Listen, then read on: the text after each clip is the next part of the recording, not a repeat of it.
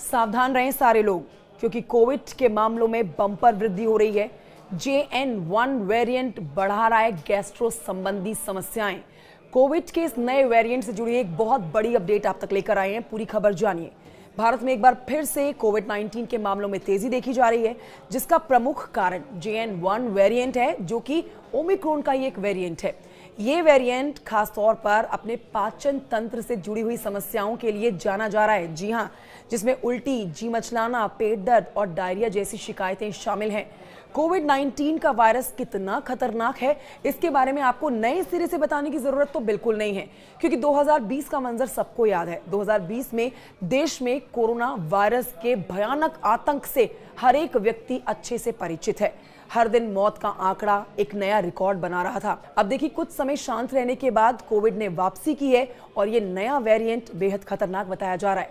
कुछ समय शांत रहने के बाद वापस एक बार फिर से मौत का तांडव ये कोविड का नया वेरिएंट मचाता हुआ नजर आ रहा है। 26 मई तक के सरकारी डेटा के अनुसार देश भर में 1010 कोविड के एक्टिव केसेस थे, जिनमें महाराष्ट्र, केरल, दिल्ली और सबसे ज्यादा ये प्रभावित स्टेट हैं, जहां लगातार ये नंबर बढ़ता हुआ नजर आ रहा है। आपको बता देते हैं कि हाल ही में नोएडा में 19 लोगों के अंदर कोविड के पॉजिटिव मामले पाए गए हैं। कोविड-19 वायरस का करंट स्ट्रेन JN.1 वायरस का प्रोटीन म्यूटेशन है। शुरुआती शोध में पता चलता है कि NB.1.8.1 वेरिएंट पिछले स्ट्रेन की तुलना में अधिक संक्रामक है, यानी कि इसका इन्फेक्शन काफी तेजी से फैलता है।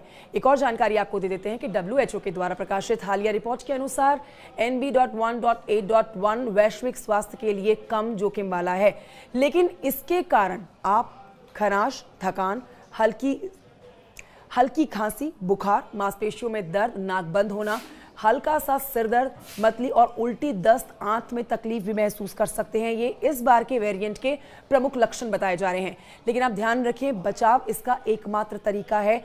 हाइजीन रखिए, हाइजीन मेंटेन करके रखिए। बचाव के लिए आपको हाइजीन का ध्यान रखना बहुत ज़रूरी है।